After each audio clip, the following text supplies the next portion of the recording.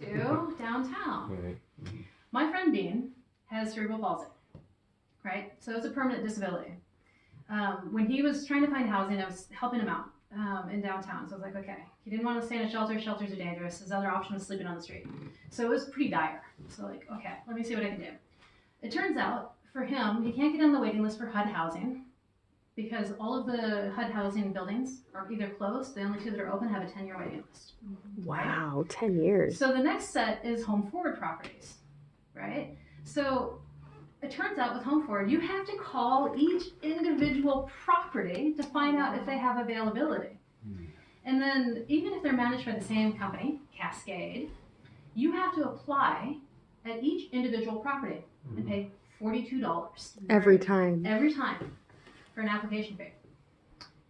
Dean made $921 a month, right? $42 application fee for each property. It's a huge So hit. he got into the Peter Paulson. So the Peter Paulson is capped at 60% MFI. So even though he's making very low amounts of money, he's still going to pay 60%. This is where HUD housing is different than home forward housing. So it's 60% of the median family income in that zip code, whereas HUD housing is 30%. Oh, not of income. his income, of the Of the median family median income in the zip code. Wow. Whereas HUD housing is 30% of your income, right? This is why everybody wants to get into HUD housing. Okay, so that costs $542 a month. What? $542 a month for a 121 square foot. I was going to say, for a tiny little single room. That's mostly drug addicts. About 60% are, there are 92 units in the building, and 63 of them were placements for untreated drug addiction issues. So like Living 70%. across the street from a meth camp. And he's paying $542 a month, and he only makes $921, I think, at the time. And he's disabled. And he's disabled. Good Lord. This is the housing racket that we have in Portland. This is a straight up racket. And so it's Home Forward that's participating in it. This is supposed to be our public housing agency. And it's the developers. And it's all the money that the city council, all of these like exceptions that they Well, give it's the and chosen close. developers. Yeah, The well, ones they gave them, want. It's like, okay, we'll give you a tax rebate Right. if you build, right? Some sort of tax write-off. And it's like, okay, maybe instead of doing that, look at some of the other strategies that are available. So is Home Forward under a government? Not exactly, they're quasi-governmental. So can you not impose, I mean, so another problem to the lack of housing is why is not this cleaned up? I mean, why is this being allowed to? Perpetuate. There's not a discernment on who's ready to go into housing and who's not. You know, one of the very first phone calls that I got after I became the president of the Downtown Neighborhood Association was an elderly lady from Fountain Place Apartments, right? And I'm kind of like, okay, you know, what's going on? And she's like, my neighbor, next door neighbor, Harry, is selling out of his apartment. Oh. And she's an elderly woman. She's like, his customers are pounding on my door at 4 o'clock in the morning. Oh. You know, she's terrified. It's like, I'm going to have to move out. And so it was like, okay, what's going on? So I called crime prevention, my crime prevention guy, Mike, and like, hey, Mike, what's going on here? You know, he's like, well, okay, Fountain Place, that's a home forward property. So it's public housing in downtown. But it's also something called enhanced safety property. Enhanced safety property or wet housing. So this is when everybody's talking about permanent supportive housing. Portland implemented this, right? Except for they didn't have any support element to it other than public safety, right? So they used to have a property managers group that met all the time. So we met, Mike and I and our neighborhood response team officer met with the residents of Fountain Place. Turns out that there was wet housing. None of the residents in the building knew that the people that were being moved in there were drug dealers or drug addicts with untreated conditions. They didn't know this, right? So this is a highly vulnerable population, and suddenly you just unleash predators right into this population. So they were telling us stories about how, in addition to Harry that was next door to Mariah, there was another guy who was a heroin dealer on the 4th floor, and he died of an overdose while we were trying to resolve this. They had a homeless dude who broke into the building and set a fire in their little library in the building. Residents were routinely getting forced to let people in, you know, having knives and guns like flash at them, like force their way in, all the customers. So it was getting pretty ugly, and so a lot of the people who were living in the public housing who couldn't take it anymore ended up moving out. There's a lot of wet housing in Portland. There's a lot of wet housing in Portland. Well, the one down by the train station is. West Park Commons. Yeah. So that Yeah. sounds like some housing that could be returned to the government to be treated in It's still government. It's But quasi-government. I mean, getting out the drug dealers and putting in people who really could benefit from housing. That's the challenge, is that our city council made an active decision to prioritize one group over the other. Yes, Mhm. yes. And Thank you, yeah. this is where I keep looking at it and saying, okay, again, I live in the neighborhood where we have the most public housing, and we have the public housing for the hard cases.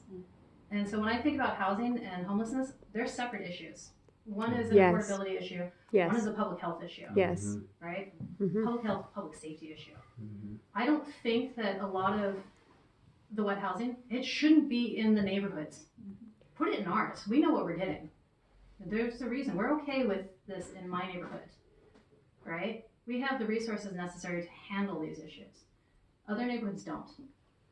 But under no circumstance should they be warehousing predators and criminals Right. without having that wraparound support. Right. Several years ago, when they were cutting the enhanced safety program, so what happened is we used to have a COP. So the enhanced safety property managers would meet on a monthly basis. And they would meet with crime prevention, and they would meet with our neighborhood response team officer, and they would do problem solving. Like, okay, I've got people who are burying the drugs in the planters outside my building. What can we do about it? Like, okay, plant plants that have thistles on it, right? So Right. things like this, right? Deterrent. A deterrent. Yeah. So we had several cops or several crime prevention specialists whose only job was enhanced safety properties. So they were providing the support for the property managers so they can do Johnny on the spot crimes solving. Police staffing levels meant that the cop got cut, right? Mm. So then ONI budget cuts come around, Office of Neighborhood Involvement budget cuts, because this is where crime prevention is through. They said, okay, well, we're going to cut the enhanced safety program person for crime prevention because we no longer have a cop that's working with them, so we're going to cut this. And it was like, whoa, whoa, whoa, whoa, whoa, whoa, don't do that. I know what happens when you do this. Mm-hmm. Yeah, it endangers people. Yeah. Yeah. I got a question Yeah. that's right in your wheelhouse, I think, and it's kind of a nerd question. Are you saying she's a nerd? I'm saying I'm a It can be a bit fellow wonky. nerd with her, and I want to ask her this question. 'cause He's gonna it's not nerd a out. neighborhood kind of question. But 1993 was the last time we had an earthquake that I can remember. It was the Yeah. 93 earthquake. In 89 I was watching the World Series. It was Oakland at San Francisco, and that whole freeway right by Yeah, I Berkeley remember just that. flattened out. What sort of things have we learned from other earthquake stuff around the world that Portland is implementing now? Because your thing said when the big one comes, and I Yeah. drive around, I'm going, what will happen? Remember the Oakland Bay Bridge had that whole span? Yeah. I'm driving over the Fremont, and I'm going. I know. That's why. Yeah. Yeah, Every but time I I'm drive. going, that's in your space. And what do you think about that kind of stuff? What kind of things has Portland already done to be prepared for our big one? This is kind of fun. We organized an emergency preparedness fair for downtown a couple years ago. And I remember right before it happened, I was driving across the Ross Island Bridge, Mm-hmm. and they announced, the earthquake just happened, where are you? What's your plan? I was like, I'm in the river. I'm done. I'm dead. When I went down to Seaside View, over the years, since the big tsunamis that we've had, that the one that was, whenever it was. Just recently, yeah. And you'll see the tsunami warning things Bingo. all over our coastlines Yeah. now. And I'm going, what are we doing in our cities for our earthquakes? And if we could know 30 minutes ahead of our earthquakes Bingo. coming, what would we do? So one of the things that I had to do in the military was run the sirens. Yeah. Right? So the first thing that I noticed in Portland is we don't have a siren system. We don't have a civil defense siren. No, we don't. But there's a new technology that's out. It's called the Shake, is it Shake Alert? I think it's what it is. But they used it in Mexico recently, and that actually gave people up to 30 seconds of advance warning to be able to find shelter. 30 seconds. 30 Doesn't seconds. seem like very long, but But it's enough to save lives. yeah. And Some so lives that's one of those can things where it's like, okay, well, why don't we invest in civil defense siren that's hooked to Shake Alert? Step one. I mean, this is pretty basic. Is that what Hawaii had when Hawaii sent out that mass text? Yeah. Is that what? My friend was there when that happened, so it was pretty scary. But she said it was really interesting. All their phones, like everybody's phone, just lit up. Yeah. And so that's what that is. It just sends it No, out. it's a siren. So It was we a actually- siren yeah. plus alerts. Yeah. It's interesting. In 1960, I'm a kid in Oklahoma, tornado whirl. Yeah, tornado. Every Friday at about noon, they what sort of But things the neighborhood are, emergency team in Portland, part of the problem is that it's always been based purely on a voluntary approach, right? So the NET teams, neighborhood emergency teams, And so it hasn't been a systematic approach. And I think that, okay, so sirens, step one. Step two, we need to pull out a map of Portland, divide it up, make sure that we're actually building capacity in each area. High-rise buildings, you should have several net people in each building. So it's like being very methodical and strategic and making sure that you have net trained people that are there. Another problem, the beacon sites. They keep getting swiped, all the radio equipment. So there's actually a shortage of the equipment because they haven't put them in secure locations. So like our beacon stuff got swiped a couple of years ago. But it's like, okay, make this more methodical and start working with property owners. It wasn't until that big explosion up on Northwest 23rd that Dan Saltzman decided that he needed to make sure that the, he's in charge of BES, Bureau of Environmental, or Emergency Communications. So what he decided to do is he started talking to each shop and property managers in the buildings and making sure that the buildings had a plan, because before then they had no plans. So what the city has done, and this is in part because they don't have enough capacity at PBEM, Bureau of Emergency Management, but what needs to happen is they need to be, again, very strategic and methodical and making sure that they're building that capacity in a structured way. Instead of just saying, okay, you're a volunteer, yay, I'm glad you're out here, which is basically what they do now. But yeah, I think that first it needs to start with the civil defense siren, the second set is the net, and then there needs to be more trainings in each area and making sure that people know what they have to do. What kind of resources would you say that you need to be elected? Money. Money is the biggest one. Mailers, because that's the big thing, is knocking on doors, meeting people, and then the mailers. Name recognition. That's something that I have in my area. It's something that I don't have in the rest of the city. So money is actually the biggest thing that I need. Okay. So then this way I can send out mailers before the election. Okay. Yeah, and if you'd like to sign up, we do have our... We were going to bring that up, Yes, another big thing that's always helpful for any campaign election isn't just money, but also your time, your energy, your voice. So more networks. opportunities to come and talk and... Yes, your networks. So, yeah. Before our meeting started, you said you wanted to talk about one of the candidates, Nick Fish. I think. Oh, Nick Fish. Oh, this is an Oni question. It's so funny what you, a couple of years ago when I was with the Oni back, they asked me to sit at the table with them. So the way this works is you've got the table set up, and so on one side you've got all the city council members. On this side you have the Office of Management and Finance, so the city budget people. And on the far side you have the official city budget advisory committee. So, and then on this side you have the bureau, and so the bureau's talking, right? And so this is actually discussing the in-house bureau stuff. And this is when Dave Austin was the acting director and the acting co-director was Amy Archer-Masters. And Amy was the one who was talking on behalf of Oni. And she's like, hey, I'd really like you to be here for this. I was like, okay. Why? She's like, well, I really want you to be here for this meeting. And this is around the time that there was a staff member in the mayor's office whose family happens to be a very large grower of marijuana, right? And so he kept saying that the regulatory framework in Portland is just awful, awful, awful, awful, right? And so we're sitting at this meeting, and it's like, okay, everything's going along swimmingly. I'm just like, yay, happy to be here. And then Nick Fish spoke up, and he's like, we've got a real problem because cannabis is managed through Office of Neighborhood Involvement. It's like, we've got a real problem with the cannabis program. This is too onerous. This regulatory framework is really bad. Like, hold up. Oni regulates time, place, manner. Which of these did you want to get rid of? Time, place, manner, right? So what hours the operations are, where they can be located, and how they can sell. Yeah. And so I asked him that, and then after that, the whole discussion went away. Nobody's talking about the cannabis program. So, but it's really interesting because what I saw there was that you never know who the commissioners are listening to, right? And so it's really important when somebody has their housing team that they're listening to. It's like, well, who's on this team? Who are their advisors? Where are they getting this information from? And especially when you have commissioners that don't get out in the public very often for anything other than a photo op, they're not going to get a lot of feedback on this.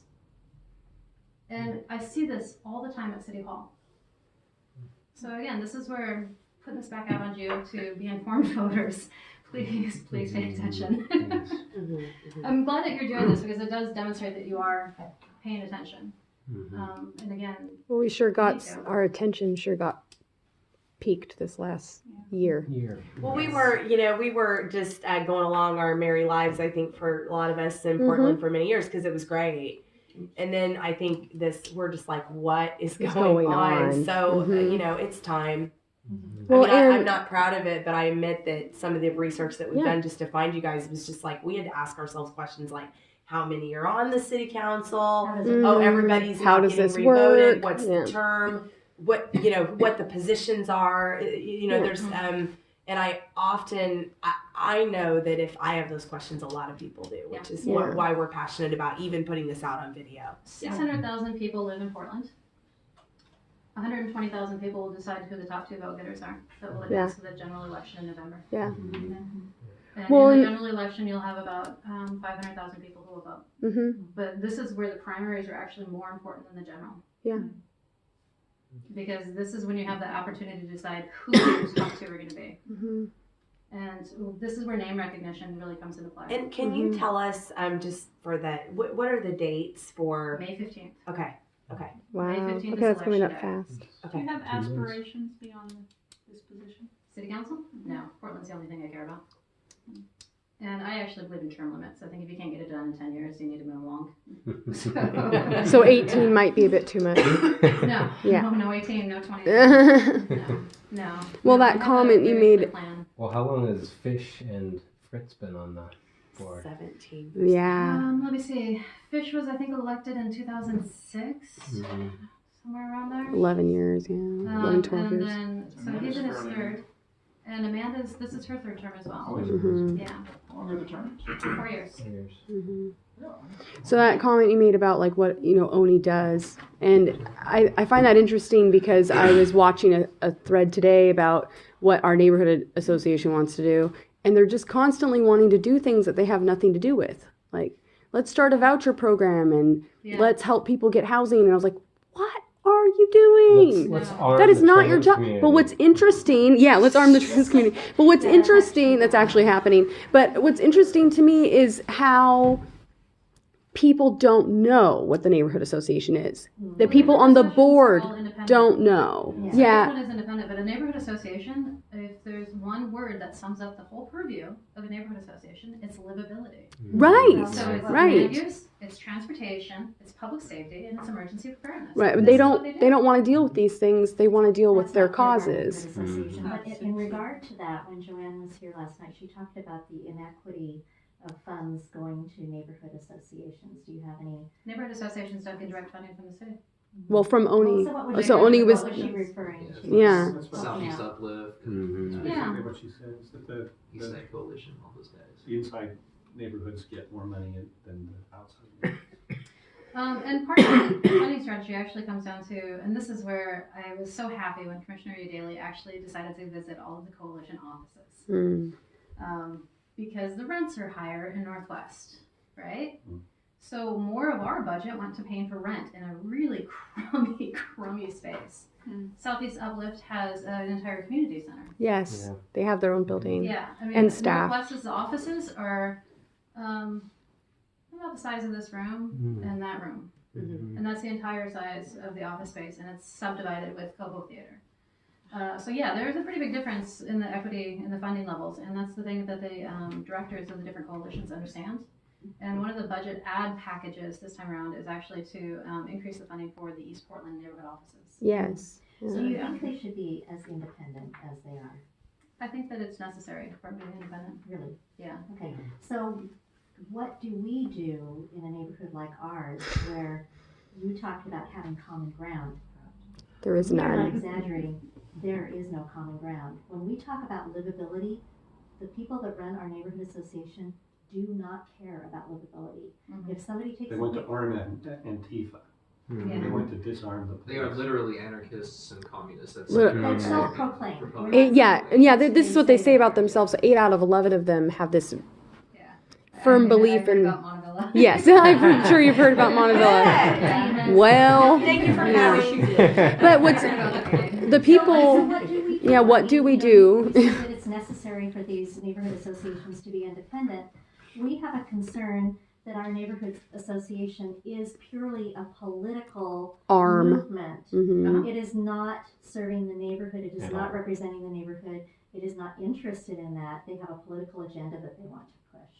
So I would have to look at the bylaws for the Montavilla Neighborhood Association, but one of the inherent weaknesses with neighborhood associations is it's very easy to take them over because it's hard to find people who actually want to deal with the nitty-gritty. Yes. Sure. Yes. So they might be really happy with it right now, but next, what is it, June when the meetings are, or is it July? October is October. October's our election. Yeah. So we just had one, and it got completely taken over. I heard about that meeting. Mm-hmm. Yeah. A lot of people, there are lots of We don't voters. object to the independence of the M&A. Yeah. We object to the M&A having this unusual attention from the city. Yeah. So it doesn't matter how we organize. If we were to organize outside of the M&A, we wouldn't get any attention compared to Yeah. the neighborhood association. Yeah, and again, this is where it's like, bide your time, and I bet you anything in October, you're gonna have a lot of attrition from the board, and it's very easy to go in and take it over. Mhm. This is the inherent weakness of the neighborhood association system, is it's run by volunteers. And so what happens is people realize that maybe this isn't what I thought it was gonna be, it's not so fun anymore, and so they quit. And then it makes it easier for. And we've had some But I of would those like to people see those quit. for the city to reorganize its way of giving attention to neighborhoods. Yeah. So that they Neighborhoods don't have actually such much a authority. Right. pinhole Yeah. attention on the Yeah. neighborhood association. Yeah, neighborhood associations really don't have any actual intrinsic authority. Right. Right. Yes, but they have a tremendous amount of impact. Yeah, when they get can. quote- when Ours they get ours does for Yeah, some reason. But the reason Yeah. why it does is in part because of who some of the people on the city council are. Yes. And in the So- press. Mhm. When the Yes. neighborhood They are association good gets- friends with gets them. Quoted, it's Montavilla neighborhood says. Yeah. It doesn't matter that it's 5 communists. Right. Who sleep So- on somebody's couch. Yeah. Right. So Daly is very.